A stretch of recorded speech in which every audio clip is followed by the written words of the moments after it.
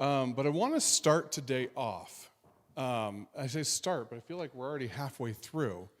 And I want to talk about the verse that Katie read. And to do that, I feel that I need to come. The power is back here. Like we have electrical in certain places in the church. And so I just want to not change Michaela's page. There we go. I just want to make an example of what we're doing. So I have this pile of flour here.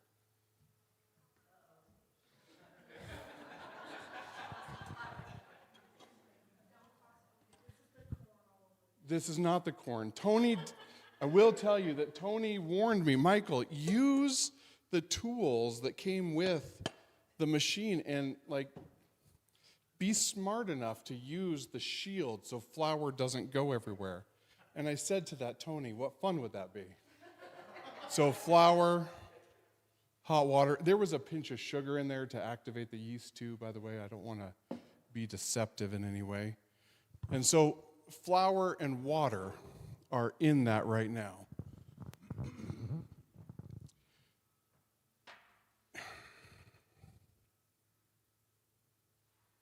I think so often we're impressed by what's really big. Things that are really large. I don't know if you've ever been downtown Denver. And you come in on I-25 and you get stuck in a traffic jam. So you have nothing else to do but to look at the impressiveness of the skyline as it changes. Or I do have to tell you a story. Big really meant something to me one time. It was driving through Chicago. And so I had never driven through Chicago. Chicago has a couple big things. We were told, take Lakeshore Drive around Chicago, and it'll be a beautiful scenic. You'll see the Great Lake. You'll see Chicago. It'll be beautiful. And I thought, well, that sounds fun, but that sounds average to me. And so I said, we're going around Lakeshore Drive, but if we take a left, we're just going to aim for the city. And no matter what happens, at some point in time, you have to come out the other side of the city. Then we'll hit the GPS button, and we will be back on track. So all I know, this is my memory of this, and my wife is already shaking her head because there was a couple fantastic moments in this. All I know is, we turned on Lakeshore Drive. If you've ever been there, you already know. You see it in your head. And I turned left, and there's, prior to his presidency, Trump Tower.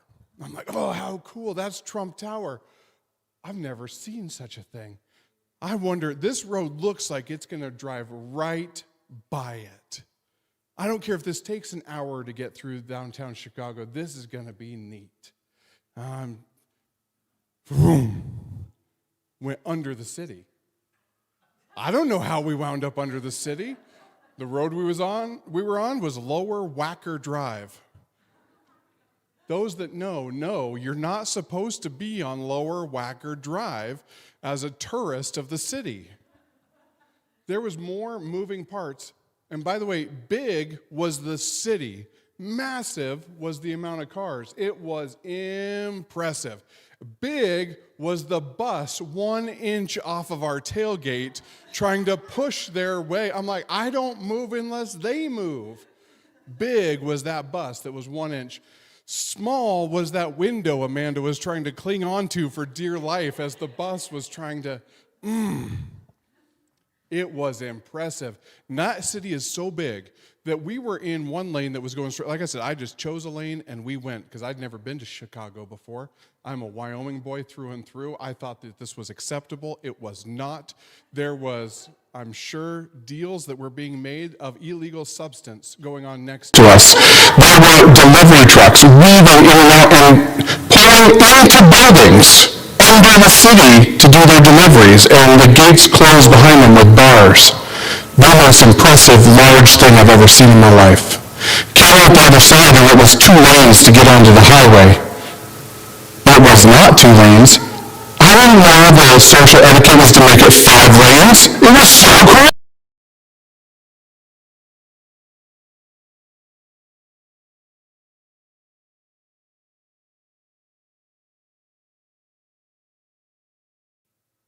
Big churches are really neat. Big is impressive. Crowds, big personalities are neat. We often assume that God...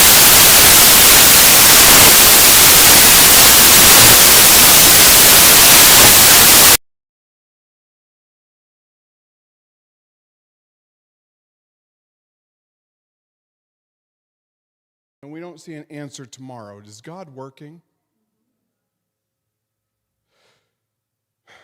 What if we invited somebody to come today and they didn't show up? Is God working? What if we're doing an act of service and nobody notices? Is God working? What if our church's efforts in our Laurel community feel small? Like we're just not making the wave that we thought that something would make. Jesus could have compared the kingdom of heaven to an army. He could have compared it to an earthly ruler.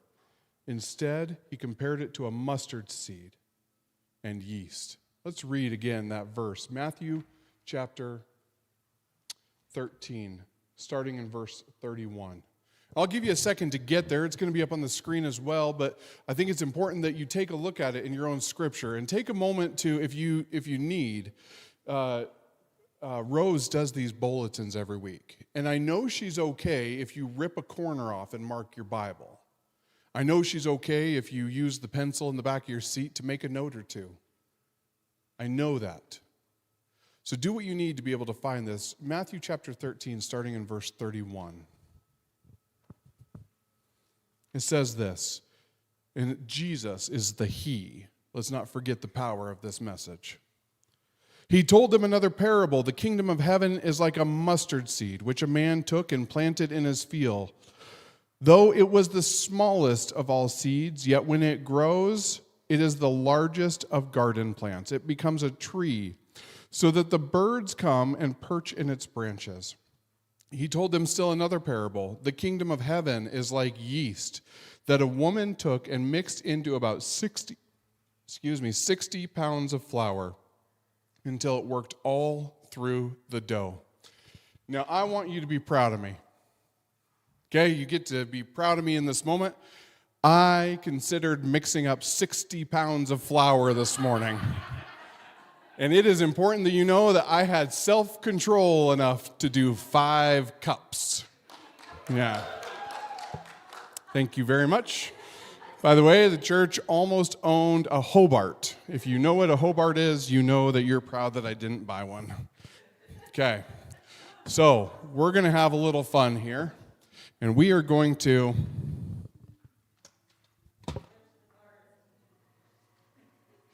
We're going to start that, okay? And it's going to mix. And it's slowly, remember I poured the water in the flour and it's starting to go.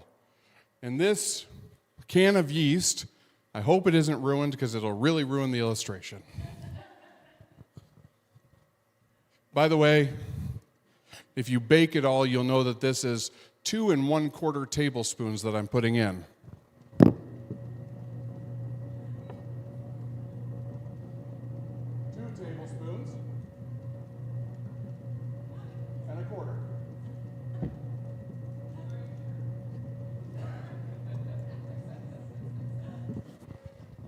All right, that's going to do its thing for just a second. Anybody that knows, if you stop it early, gluten development stops. All those that are allergic to gluten, this will not get on you. You don't have to eat it. We're not eating it. Okay. All right. Jesus, again, could have compared the kingdom of God to an army. He could have compared the kingdom of God to a massive earthly ruler or a palace, right? There were so many things at the time that were big and impressive. He could have compared the kingdom to Chicago with the under networks and everything in the sky that comes out of everywhere, massive beauty. But he compared the kingdom of God to a mustard seed. And yeast that works through the whole batch of dough. That little bit of yeast does so much. I don't know if you know because you're in Montana. I don't know if you know because you may not.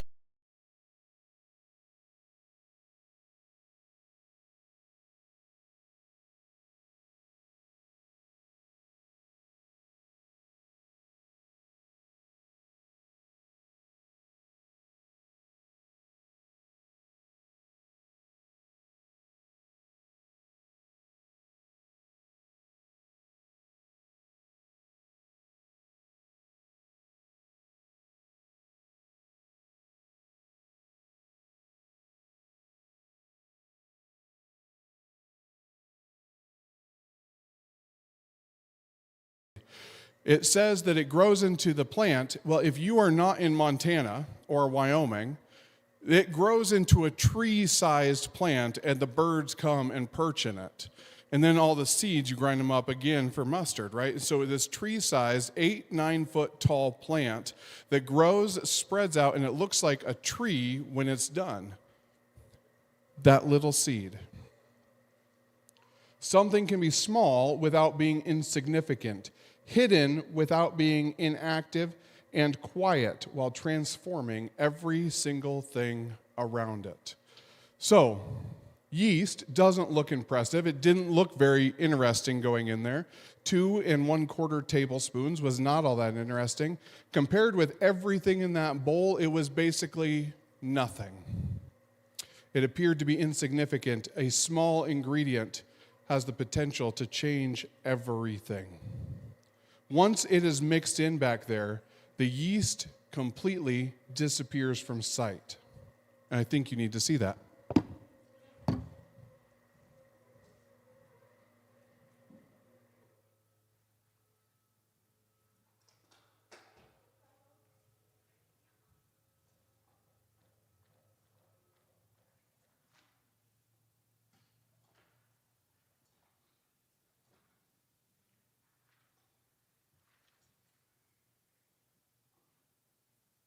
Somebody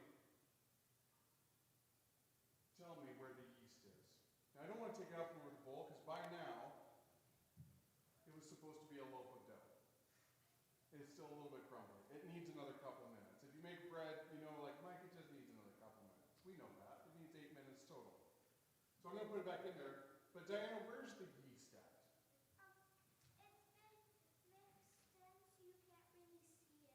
Well, where? I don't see it. Come here and show me the yeast. Do you see it? You can't see the yeast because it has already mixed into the dough and evaporated to so once it's fully done and put it in the oven, the yeast will slowly rise. Oh, so the yeast is now invisible. Yes, basically. Oh, thank you. You can go have a seat. Give her a hand.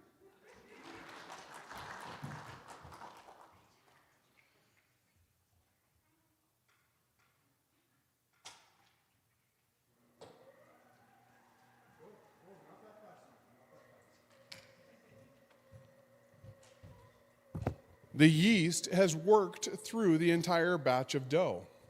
How about this? You think Abraham and Sarah, other than hearing it from God, felt like they were a nation that were so vast that they were like the stars in the sky or the sands on the beach? Did you think that Moses, a baby in a basket, was so significant that he would lead an entire people out of Israel? You think that David, a little shepherd boy, knew that he was going to face Goliath someday and be able to say, because of the Lord's power, I was able to do this. What about that child, that unnamed child that brought a lunch, smart kid, brought a lunch to a field where Jesus was teaching? Think he had any idea when he made that lunch that day that he was going to feed thousands of people? How about anybody suspect that when Jesus was born in a manger by way of feeding trough,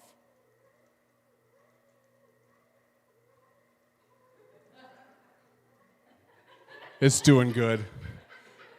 that when Jesus was born in a feeding trough, that it was going to change an entire world?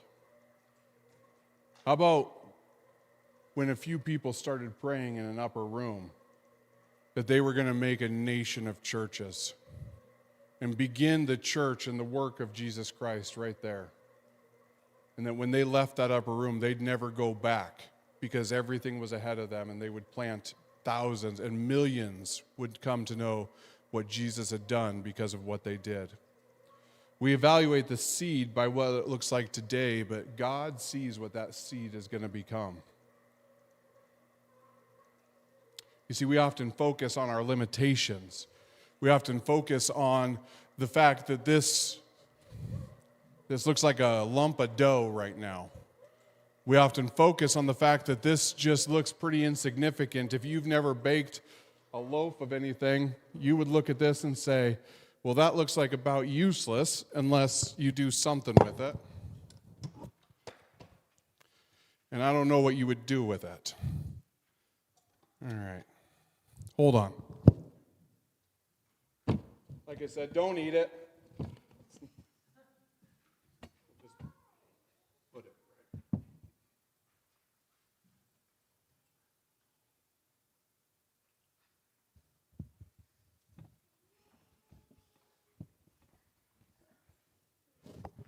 There. There we have it.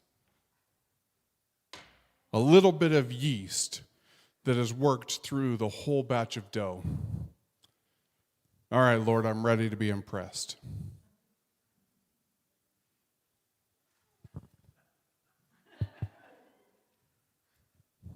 It's not very fast. This could take a little while. I thought it might be like, snap, crackle, pop, and tell us a story while it was doing this. Anyway, sometimes we focus on our limitations, our mistakes, what we don't know, what we don't have, what others can do better than us. We focus on all the things that we don't personally have control over ourselves. We're like, well, then I'm useless for the kingdom of heaven. I can't do that. I can't do what so-and-so can do. I'm not capable because I don't have what it takes. But God doesn't require us to be impressive. He asks us to be available. Are you available today for God to do what He wants to do with you? Or are you taking control with the ability that you have right now? Are you available for God to put a little bit of yeast in you and allow it to work through the entire batch? Are you available to spread a little bit of that yeast into the community and see what happens? You know what a small kingdom seed looks like? If you're sitting next to a visitor today.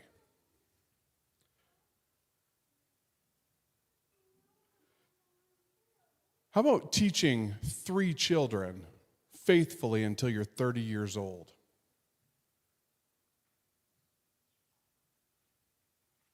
Bringing food to a grieving family, sending an encouraging message, teaching a child to pray,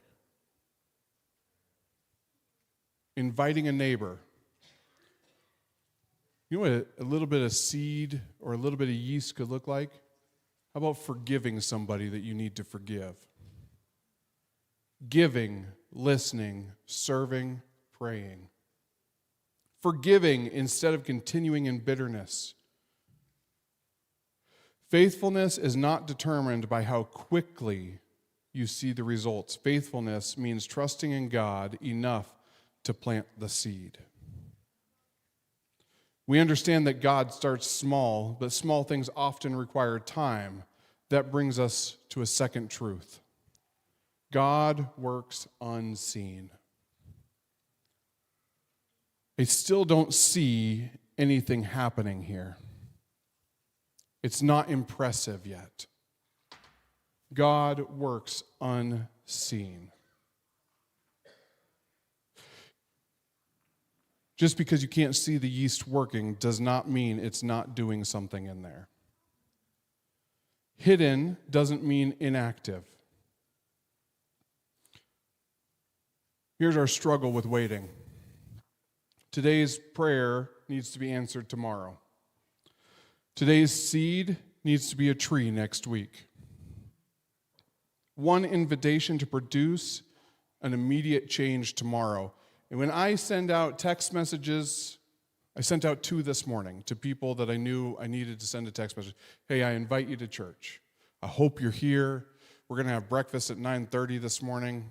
And here I was hoping that they would be a pastor by next week, that they would preach the word of God to the community, to the workplace that they lived in, that they were going to go to the reaches of southern Africa to proclaim the word of God, because I sent them a text message inviting them to church this morning. I guess I want some quick results, and God doesn't always do it that way.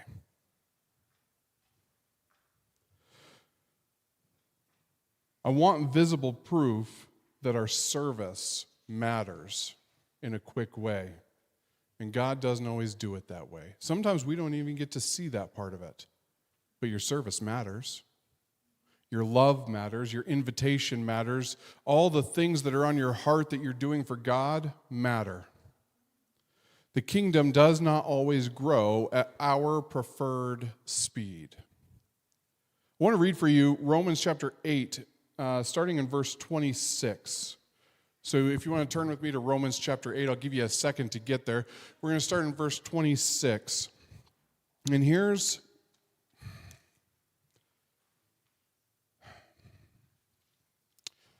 comes in a section right after Paul is like, you have to suffer for his glory. There's things that happen. In the same way, starting in verse 26, it says, in the same way, the Spirit helps us in our weakness. We do not know what we ought to pray for, but the Spirit himself intercedes through us through wordless groans.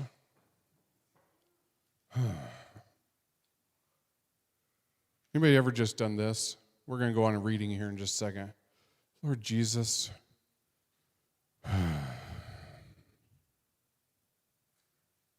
what next? What do I do next? And he who searches our hearts knows the mind of the Spirit, because the Spirit intercedes for God's people in accordance with the will of God. And we know that in all things God works through the good of those who love him, who have been called according to his purpose. For those who foreknew, he also predestined to be conformed to the image of his Son, that he might be the firstborn among many brothers and sisters. And those he predestined, he also called. Those he called, he also justified. Those he justified, he also glorified. Amen. Paul is saying here that the Lord is working through every single thing. And if your heart is focused on him, guess what? He's moving through you into so many different places. Sometimes our only prayer is, Lord, I don't know what to do. How about this? Lord, I don't know how this ends. Lord, I don't know what to ask. Lord, I need you. This is my favorite prayer, and I'm going to give it to you. When I have no idea what to do, my favorite prayer is, Lord, help. Search my heart and help.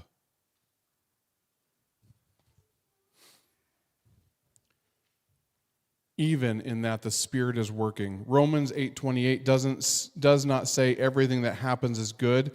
It says God is working in all things. Hurt is real, but God is working. The waiting is real, but God is working. The disappointment is real, but God is working. Uncertainty is real, but God is working. Speak to people who are praying for praying for a family member, waiting for direction, recovering from pain. Maybe you're going through pain, fighting an old temptation, serving without recognition, wondering whether they're making any progress at all. Don't confuse hidden with inactive. Don't confuse slow growth with no growth. The silence of the process does not mean the absence of God. We cannot see roots growing beneath the soil. We cannot see yeast working inside the dough. We can not always see the Spirit working in a heart, but we can trust that God is working. And eventually, what God begins with small works in secret and seems to change everything. I don't know if you've noticed, but in its own time, the dough has begun to grow. And it wasn't big and powerful and, whoa, there, look at that. It was impressive like fireworks. It was slow, methodical. Moment by moment, it started changing the very nature of the dough itself. You see, this is what Jesus says the kingdom of God looks like. It starts small and it grows. You see, the yeast didn't just remain in the one corner. It didn't just remain exactly where it was placed in there. It works through the whole dough. God's kingdom is never meant to occupy one corner of our lives where the rest of our lives are given to what the world has.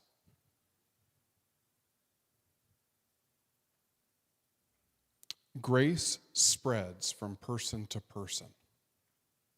One person experiences Jesus' love and their entire family loves differently. One person receives forgiveness and they choose to forgive somebody else. One person receives generosity and becomes generous themselves. One person is welcomed and begins welcoming others. Grace enters one life, but never stops with just one life. Who planted the seed in you? I want you to take a minute and just remember, was it a parent? Was it your pastor? Was it your youth pastor? Maybe somebody at work. I want you to think about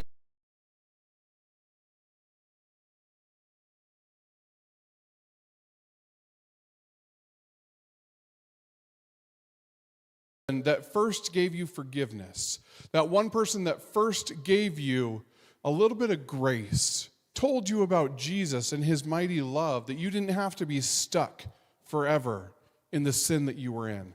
Who was that one person to you? Think about it for just a second.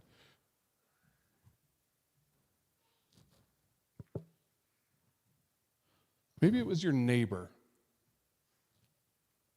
friend, pastor.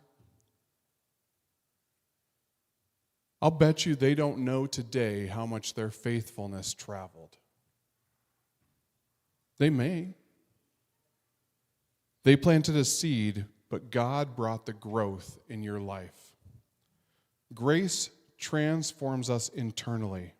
Jesus did not come to make us appear religious. It does no good for you to show up here and fake it one day a week and then let Monday come. It does no good for it to be fake. It does no good to place a Christian label over an unchanged heart. It does no good to make a slightly nicer version of ourselves just because we had the self-will and control to do so.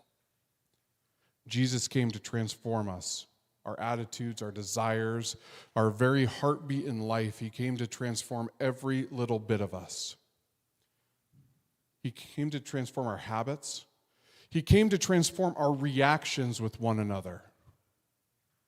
To truly see people with a different set of eyes. So it's not the fact that you reacted differently, it's the fact that you wanted to react differently because you see through Jesus' eyes what he's done for you, and you begin seeing people that way.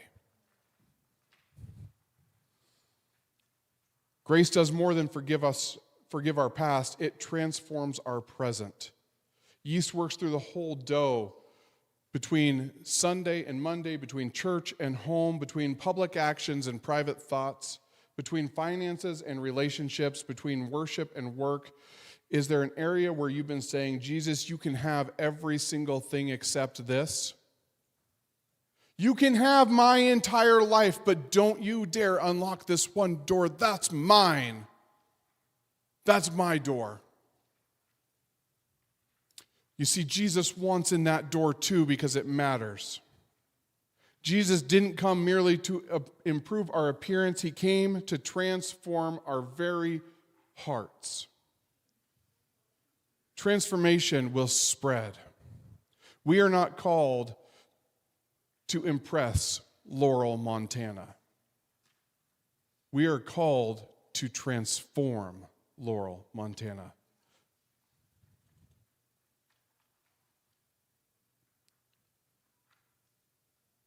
This dough has a fantastic gluten development. It continues to go upward. Here in a little bit, that gluten will give out, and it will begin to overflow all over this table. I will save the cleaners some time and move it a little closer. But look at what is happening. It's beginning with small. It began so small I could hold it in one hand. And it's beginning to grow and expand and do things that we really could never have made it do on our own. God starts small, he works unseen, he transforms everything. It can begin with a prayer, an invitation, a child learning that Jesus loves them, an act of forgiveness, an act of generosity, and a decision to obey. It does not have to end there. The kingdom may begin quietly, but it was never meant to be contained. I'm going to invite the worship team to come up.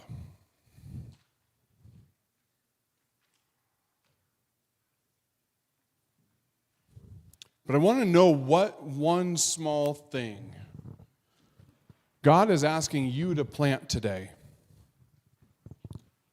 What one small thing is God asking you to plant? What is he asking you to do? Perhaps it's to pray for somebody. That's planting a seed and adding yeast to pray for somebody. I'm going to make this a little bit public. Who in here is capable of praying for somebody? Raise your hand. If you are capable of praying for somebody, amen. You can start the yeast reaction. Pray for somebody today. Who in here is capable of inviting someone to church? If you're capable, raise your hand.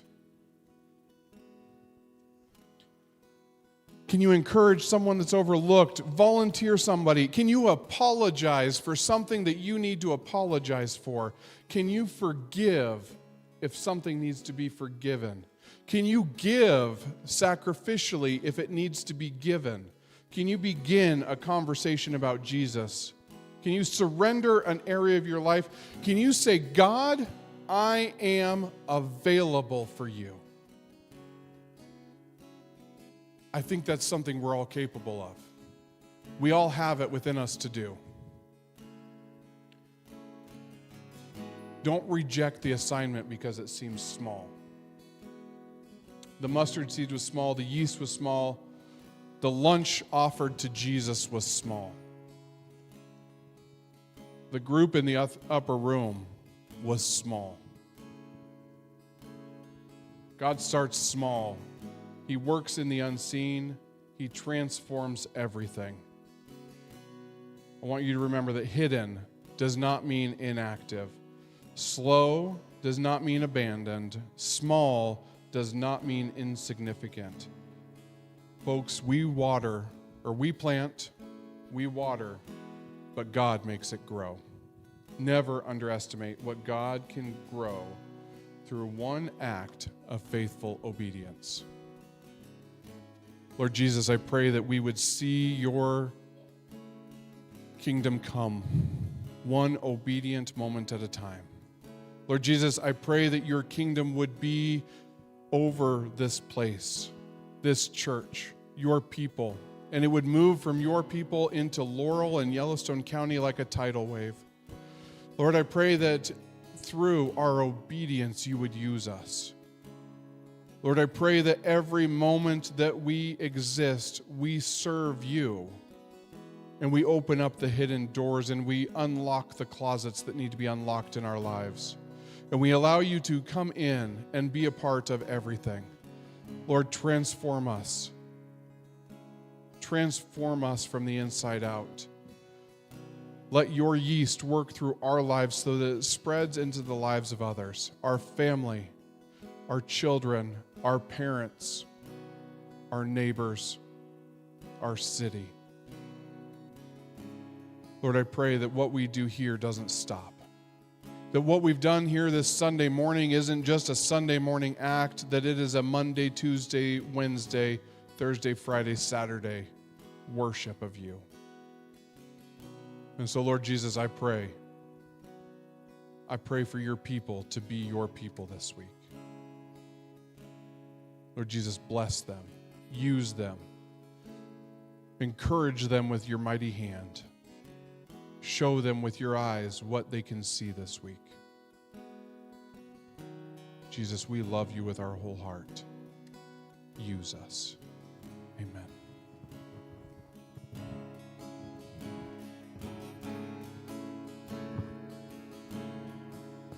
Stand and worship with us.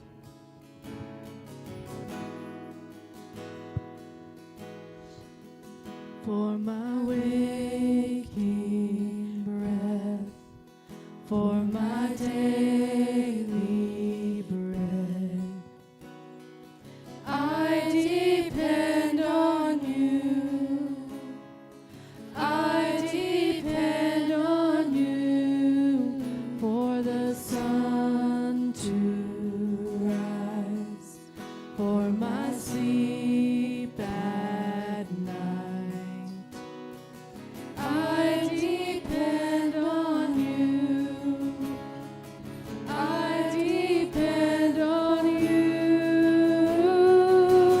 You're the way, the truth, and the life.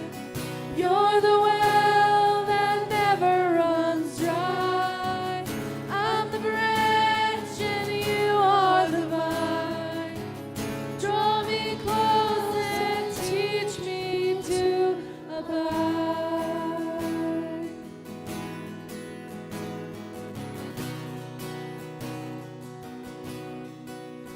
Where the Spirit leads, as I'm following, I depend on you. I depend on you for the victories still in front of me. I depend on you. I depend on you. You're the way, the truth, and the life.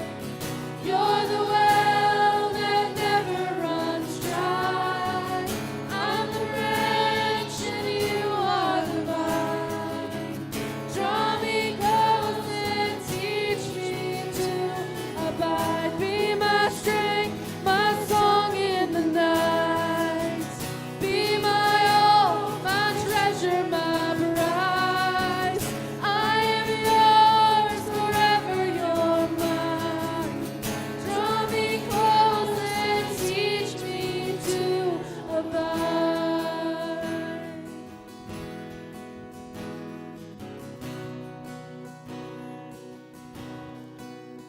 When I pass through death,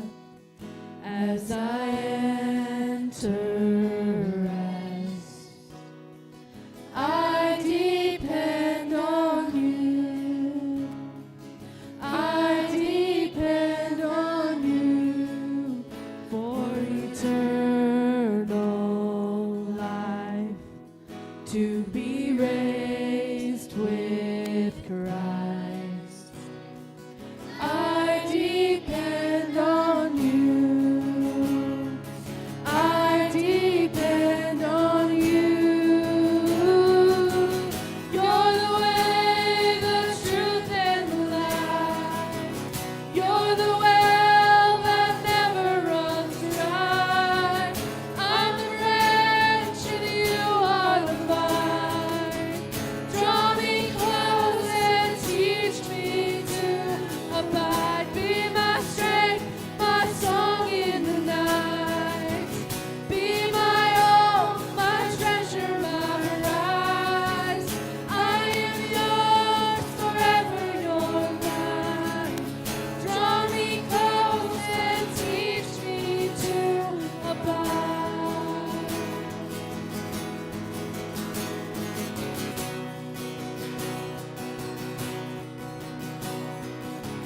You're the way, the truth, and the life. You're the well that never runs dry. I'm the branch and you are the vine. Draw me close and teach me to abide. Be my strength, my song in the night. Be my all, my treasure, my prize. I am yours, forever you're mine. Draw me close and teach me to abide.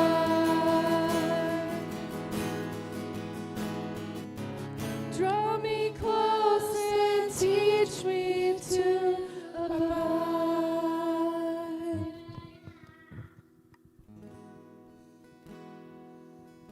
I haven't asked any. If the sound guys could chase me, I switched microphones. My apologies. But I haven't asked anybody to come and help me with communion this morning. I lost track of time, so I'm going to do that now. Bob and Colleen, would you take each side of the communion table? I'm going to invite you to come forward and take communion, and I'm going to ask that you receive it from Bob and Colleen. That you take it back to your seat, and we'll take it together as a group. I'm going to have Michaela keep playing the guitar in the background, and if you would just make a line. But before we do that, the Lord himself ordained this holy sacrament. He commanded his disciples to partake of the bread and the wine, emblems of his broken body and his shed blood. This is his table. The feast is for his disciples. Let all those who have, with true repentance, forsaken their sins and have believed Christ unto salvation, draw near and take these emblems. And by faith, will partake them together, partake the life of Jesus Christ to your soul's comfort and joy.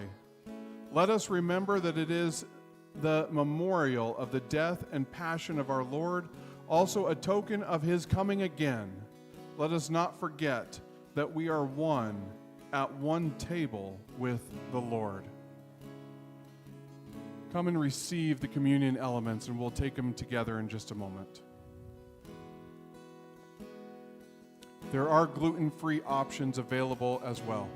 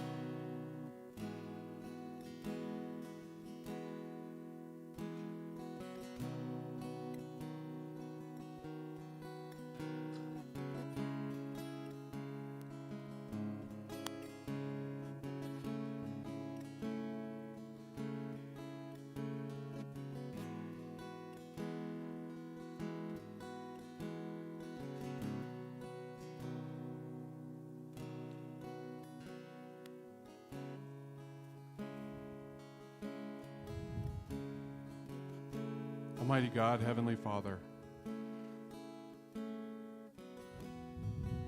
thank you for sending your Son into this world. Thank you for the sacrifice that you gave. The very image of you was here and yet died on a cross so that we might be saved. We're reminded that the same night that our Lord Jesus was betrayed, he took the bread.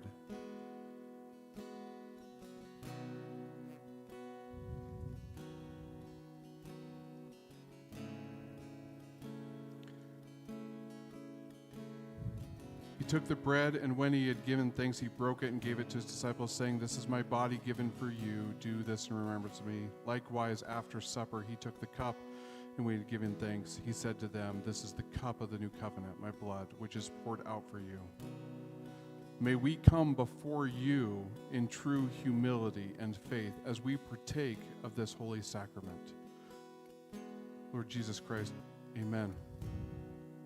So you take this bread today, this holy sacrament, this piece of bread, this basic element that our Lord Jesus said, when you take of this, do this in remembrance of me, and take it today.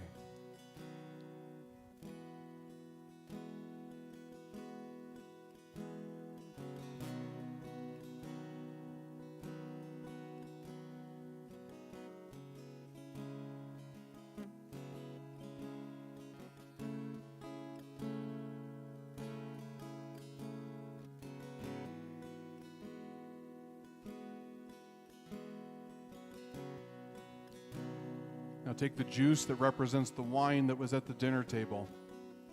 It represents the blood of our Lord Jesus Christ that was shed for you to preserve you blameless into everlasting life.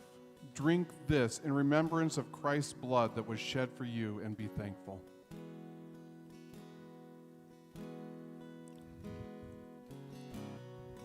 Lord Jesus, thank you for all your gifts.